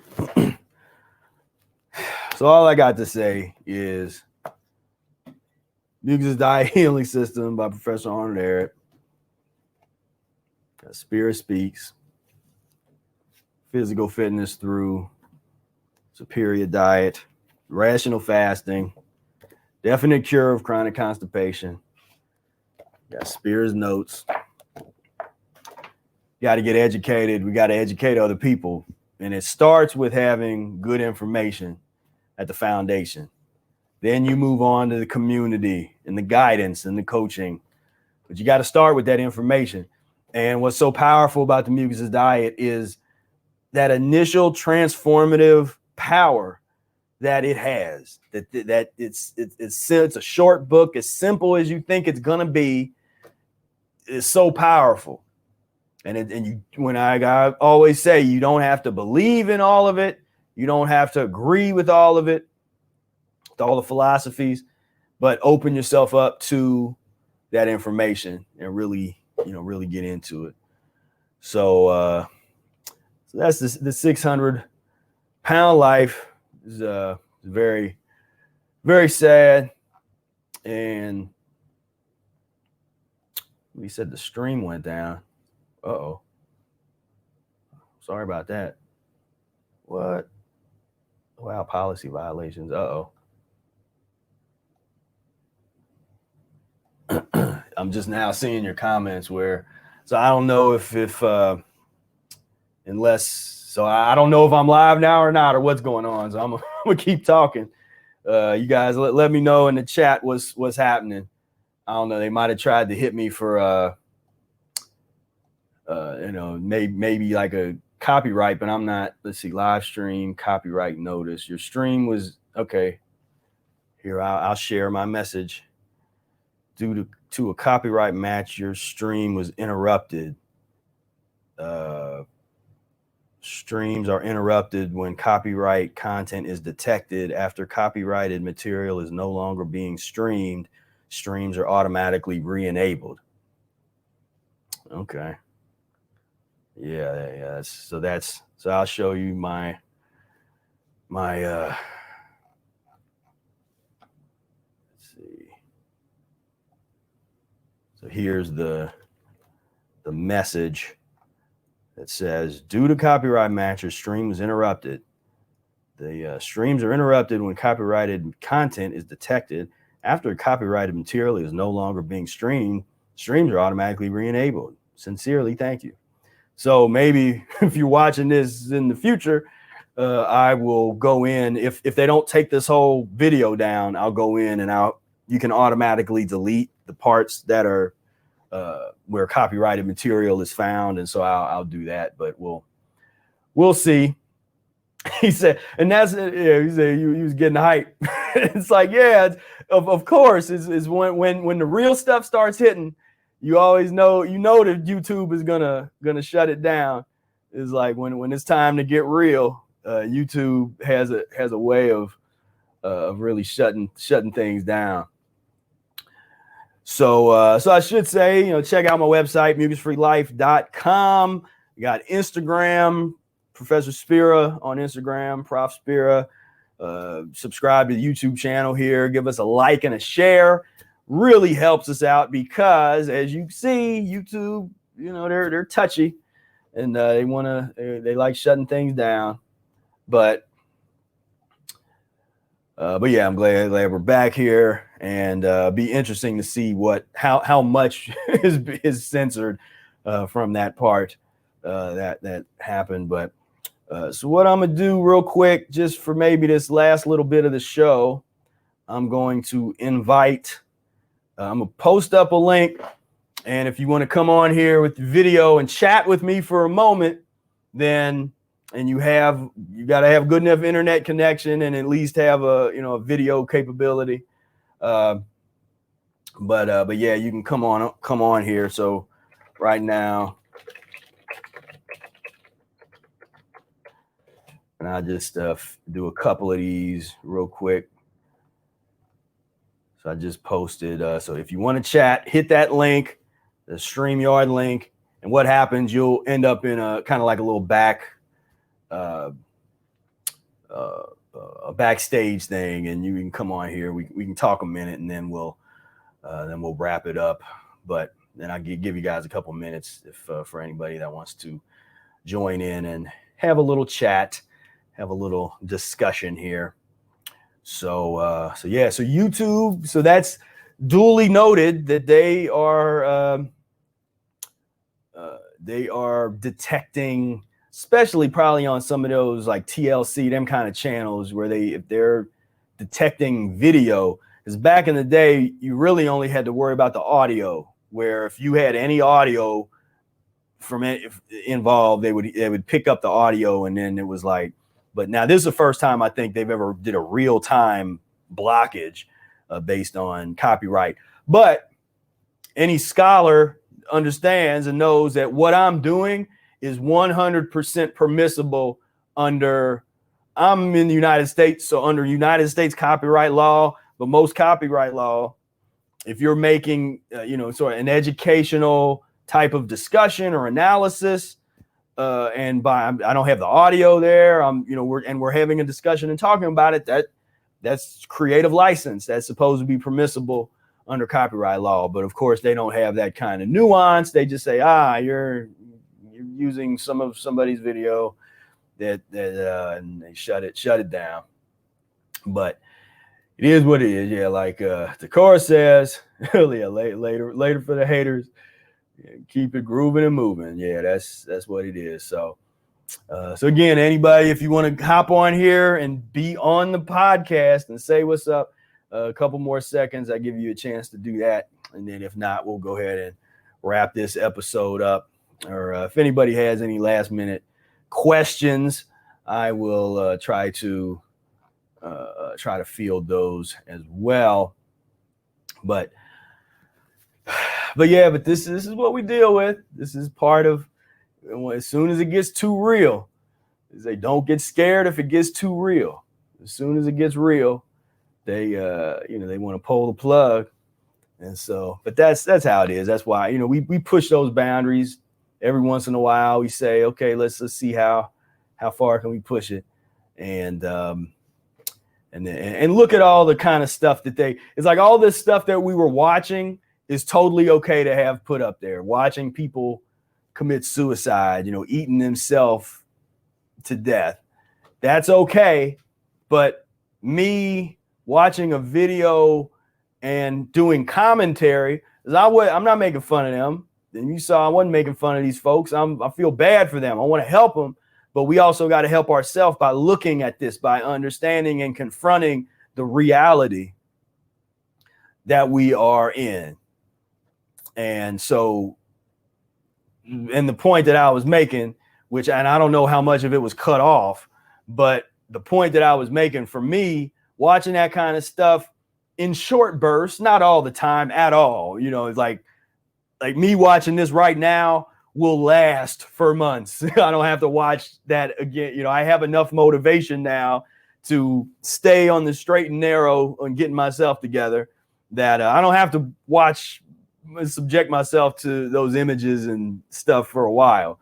But what I was explaining was that I find inspiration and motivation in seeing that level of suffering. And not only that level of suffering, of unnecessary suffering, but to see how it is applauded, to see how it is put upon a pedestal, that it is given this grand space in people's lives, that it's thought to be totally normal, totally okay. And that just bothers me. It really, really does. And it gives me great inspiration to, as I said, I don't want to be associated with that or a part of that. So I'm going to do me another enema. I'm going to eat me a little bit more fruit, that kind of mentality. And let's see, question. What do you think about a diet including lemons, apples, and salads? I'm not I think that's good, but I don't know I'm not real sure what the question is. Because of course, I don't know, are you saying a diet of only lemons, apples, and salads? That's not something for extended period of time, but if physiologically, if you're in a particular transition, you might do that for a day or a week or longer. But part of the system is being able to change it up. That's how the system really functions properly, is when you eat a certain way for a period of time in a particular way that's going to help to continue to move the old slime and the mess out of your system.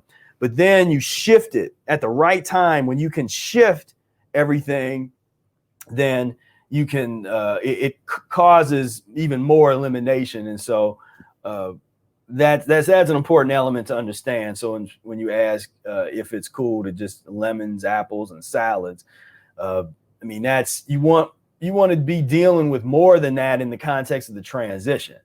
And for most people, that's not sustainable for any real long period of time to just be that mucus free. I've done things like that for a period of time, but not for extended periods of time, at least not until you really get yourself pretty cleaned up. Steve asked, what do you think Eric would say if he saw your video tonight and where society has gone since he first wrote those books? Man, that's a good question, because I think he would.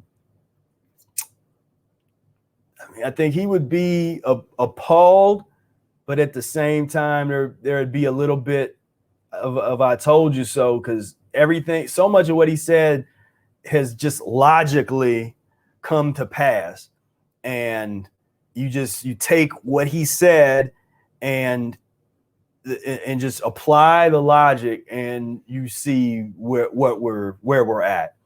So he wouldn't have to really change a whole lot of what he said, because so much of what he said in the original book from 1920 applies directly to today. But as far as that, I mean, things in his day, they still had the traveling circuses where they would have the different, you might have some obese people as part of that circus tradition. That would be where that, it's that kind of thing, the oddities and that kind of stuff. So I mean, that from that perspective, he could understand, like, you take the modern day media and explode that, that Barnum and Bailey circus model all across, to millions and millions of people, then, you have that kind of situation. But I think he would be saddened. But the one thing is, if he saw it now, now as it is, but if he had been able to be around a little longer, then we could be in a whole different situation, because I think he could have really changed the game, and that's, that we won't go down that road, but you know what I'm talking about. Definitely sad. Let's see. Mucoid plaque and constitutional growth delay correlation after years of wrong eating. Not sure what you're asking. Mucoid plaque and constitutional growth delay. If you're just talking about, well, I mean, just the eating of pus and mucus forming foods, those are things that really need to be studied, because one thing that consistently happens when people get on the mucusless diet is you get younger. You appear to get younger when compared to people eating pus and mucus forming foods, and you don't age as fast. You age, but you don't age as fast. And so, your internal organs are not being taxed at the same rate. And so your experience of aging is totally different. And when you're talking about, growth, there's an unfoldment. It's almost like eating pus and mucus. It makes things unfold faster than it otherwise would have. And so, and you hear these things now more often, where young people, and people blame it on the hormones and this kind of stuff that's in the meat or whatever. But, you see young people that are become able to be sexually active way younger, and it's this dynamic of, and it's almost like the species trying to save itself, where it's like you are aging yourself so rapidly, then, mentally, you're not ready for anything, but physically, here's a chance. It's a chance that some more humans will be created, because you're not living that long. You're not living long enough to really to do this the right way. If I can say that if I can suggest that there's a right way, or at least a mucus-free way that it doesn't cause this kind of enhanced and sped up aging process, then yeah. And Manifest Me says, looking to buy a juicer soon. Any recommendations? Well, you want to definitely check out my man Steve that's on here. Check out his channel. That's the Steve Prusek, the Juice Guru. Give a shout out to him. He's got all the information that you want on juicers. And but definitely check out a slow juicer. I just today bought a Shine juicer for traveling, and that was on the recommendation of Steve. He's like, as I was asking, man, I want want to travel, something better to travel with, because I was traveling around with this little this old Jack Lane thing, and it's just heavy and that kind of stuff. But this is gonna be a nice little, little compact juicer. It's like 2 pounds, so I'm looking forward to taking that out on the road with me and checking it out. And it's only 200 watts. I actually didn't know that when I looked at the specs, and it only, when you turn it on, it takes 200 watts, which means I can use it with my solar power station. I got a 500 watt solar power station by Jackery, and so I'll be able to. It should work. That's a pure sine wave station, so it should do fine with that. And so I'm excited to try that, because that means now I can actually really juice on the go. I don't have to. Before, when I wanted to juice in the middle of the woods, I have a 1,000 watt inverter, turn my van on, connect the inverter to the van while it's on, because I would deplete the battery too much. If it would work for a couple minutes, but then I might drain the battery of the vehicle out, which you don't want to do, obviously. And so I would turn on the vehicle, and then I have plenty of power that you're basically running off the gas at that point, the alternator and the gas. But yeah, this will be a game changer. I'm definitely looking forward to that. And oh yeah, no problem, man. Yeah, but that's yeah. So, but as far as the juicer, there's like I said, check out Steve's information, and there's but I definitely would say look into some kind of slow juicer. And if you can't afford one of the more expensive, nice ones, there are a couple budget ones, even like even the Shine one. I mean, some people are getting that one, just the Shine, and it's kind of small, and it's got a small top. You got to really chop everything up real good before you put it in there, and that'll be a little different for me, because I've always used a lot of the cheaper juicers, the cheaper centrifuge juicers. The Breville was something that I used to recommend to people to get. It's just a cheaper juicer. It's got a big top on it. It's like, you get more oxygen into the juice. It's not as high quality juice, but it works, and it's good. If or at least I used to say it was good. Now I try to tell people that if you can get it, go ahead and really investigate the slow juicers, because it's a better quality juice, and you use more of it and stuff. But and I still have a Champion. I got a Champion juicer that was a gift from my old trombone teacher, and Dr. Diamond. And shout out to Dr. Diamond. He's turning 99 very soon, 99 years old. And he was the first person in my life that was vegetarian. He introduced the concept of vegetarianism to me. And because I didn't know anybody else, and he was like, I'm vegetarian. And he was, back then was like in his 60s and 70s back then, so now he's in his 90s. But let's see, another question. What do you think about pharmaceuticals, and can they be gotten rid of with the Mucusless Diet Healing System? So so as far as pharmaceutical, you take the pharmaceuticals, they're leave behind and embedded into your tissue system the residue and this toxic kind of waste. And depending on what the drug is, now this is not medical advice, this is just my opinion from my experience too. As you start to go down this path, your body is going to, when it has the opportunity, it's going to detox and get rid of this stuff.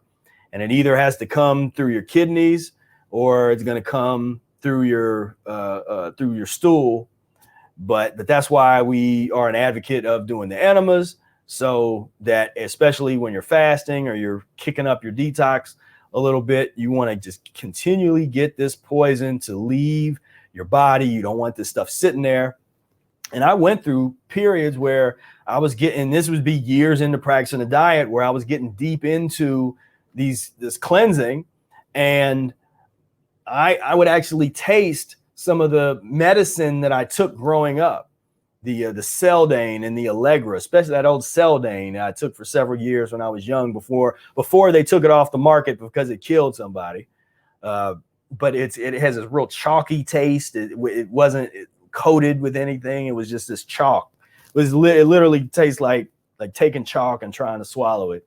And I could never really swallow pills. I would sit there with it in my mouth for a long time, like trying to mentally get myself, which told me that it wasn't natural, that this is not, I shouldn't be doing this. It was a natural aversion to pills.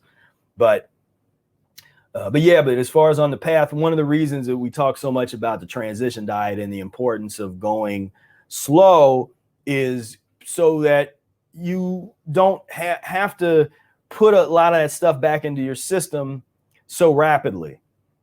And we've seen that where people that do these really extreme kind of fasts, and all of a sudden this poison gets dumped into the system, and then it's not good. It's not a good situation. So, but yeah, that's definitely when I turn that off. But yeah, it's definitely Mucusless Diet Healing System. It's very much recommended if you want to stop taking pharmaceuticals, or you have stopped and you want to safely and responsibly eliminate the old poisons from that, then the Mucusless diet methodology is very much recommended. And they said I travel a lot to hit jam sessions. That sounds perfect. Yeah, jam sessions. That's what I'm talking about. Time to make some music for people, some live music. I'm missing it. I'm gonna hit you up, Steve. Yep. That's what's up.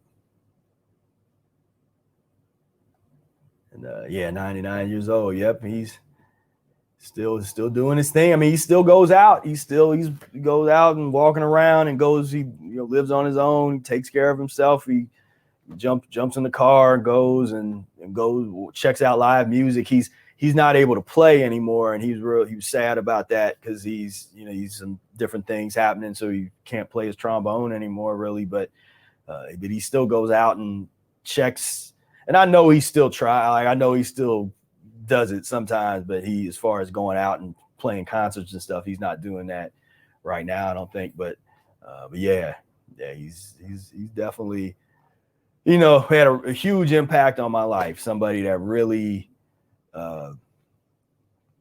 was really a mentor at a time, kind of a tender time in my life when, just had a real profound impact on me, and shaped, that part of me the music and the love of music, and deciding to go down that path, later on, that was definitely, I owe a lot to Dr. Diamond, definitely.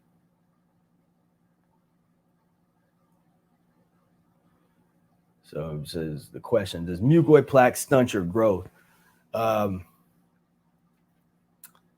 mean, it could. Mucoid plaque is really just the expression of the issue, the problems and the issues that we have, and that's that, because it's one of those things where if you're blowing your nose or you're eliminating mucoid plaque, there's always a deeper issue to consider. And so, but as far as that alone, that's kind of the result of the improper eating. So then you have to look at the diet and say, okay, well, does this diet stunt people's growth? That gets into, it's hard to say for sure as far as, well, what does that do in terms, growth, and what is that, what's growth for, the different sizes, because it's all relative. There are certain peoples that tend to have, different average heights and that kind of stuff. My question tends to be more on the internal organ health, the health of the internal organs, the health of the overall, regardless of what the size is. But I will say this. So on my transition, I've noticed that, like, my body, it's almost like whatever you're supposed to do in terms of unfolding, it happens slower when you're eating better, on the Mucusless diet. And that's been my experience and observation, because even when I got into the diet when I was 19 years old, it literally turned the clock back to the point where, and for people that have never seen my before and after, maybe I'll bring it up. I'll bring it up here.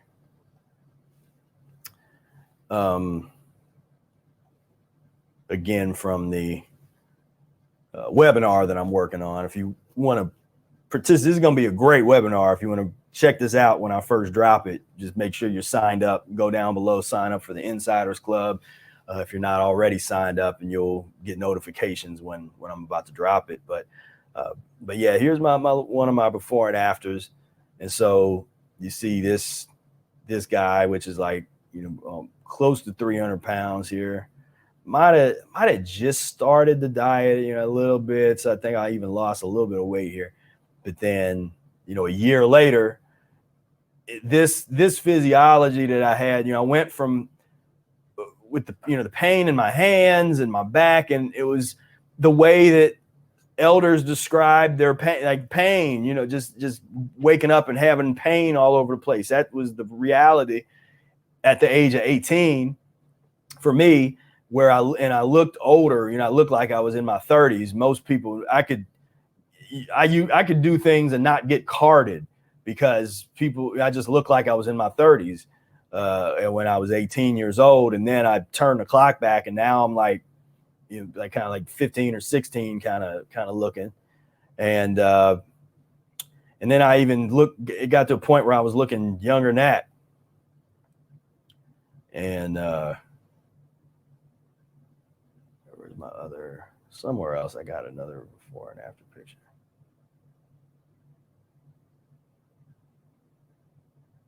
Oh well, but so let me see, where is that other before and after picture? Yeah, so what I'm even noticing now at my age, like I almost feel like I'm still growing. Like over the past couple of years, my shoulders have actually gotten broader, and I'm it's interesting. It's almost like a second adolescence kind of, not adolescent, but like puberty or something. And in some circles, you started hearing people talk about like old man strength, or when you get a certain age, and there's this period where you kind of go through this like a second puberty, and you get this old man strength, or you start getting that like, strength of a man kind of thing. And but I don't know. I've been like seeing it's been like that, almost. It's been interesting, and so those are the kinds of things that we have to research, and we just have to research it on our own bodies, because it's a game changer. Everything the Mucusless diet is it's a total game changer with everything, and here's the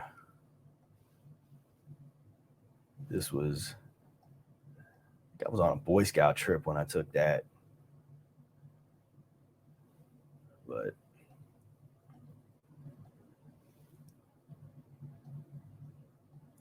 Mucusless diet, it changes. It's a game changer, and this is the path to really begin to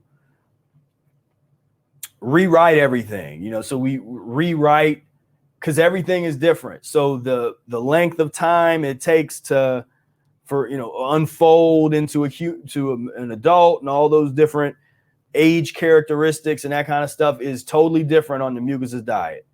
And from what I've seen, the aging process is slower, and some people would criticize that, like, well, no, it's slower because you're gonna live longer, and it's you just age slower.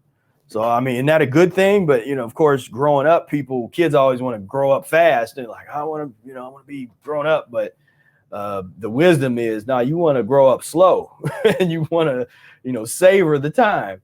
And, but yeah, no problem. So this has been fun. Then go ahead and wrap up this episode of the Mucus-free Life podcast, and hope you enjoyed yourself. I truly appreciate you being on here. And it's like I said, today started off a little bit kind of I had to kind of push myself a little bit to come on here, but once I'm on here, it's always fun. And even a few hours ago, I didn't even know what I was going to talk about today. I just was I was like, then I started thinking, I was like, I just literally like sat down a half an hour before. I was like, you know what? Let's do a review of Matt Stonie stuff. Let's check him out and see what that's about. So as always, thank you so much for the support. Please like and share. And I didn't mention we got the GoFundMe, not GoFundMe, but the Indiegogo campaign down below. And we'll do something soon. I'll bring Brother Air back on, and we'll talk a little bit more about that. But that's, we're trying to create art and music that really reflects this time in history and puts the message that we put out in this way, the verbal way, that message also needs to be put out artistically. We need to hit things from all these different angles. And so, and of course, we're musicians and we're very passionate about performing, and that's in creating music. And that for me has been a way to really take my practice to whole different levels. And so if you're interested in that, go down. And of course, that's big help for us to be able to make this album a reality. And so anything that you can share, we love that. And also, all the links are below for all the stuff. We talked about the e-course earlier. If you want to get the book bundle to get the cheapest price on the books, the links for that are down below. But however you get there, it's just about getting there, getting that physiological liberation. Always time. It's always time to try to get it together. Every day we get up, that's a new chance. That's a new opportunity to clean yourself out and to gain clarity and control over your life. And this is one of the best ways to do that. To me, it is the best way to do it, to be sustainable with it and to transform yourself, transform your family, your bloodline, your future, and the planet, the future of humanity. This is that thing. This is that Pandora's box that folks have been looking for, continue to search for. This is that. But how long does it take for people to realize that this is that? That is the question. So again, I thank you guys so much for tuning in. And until next time, peace, love, and breath.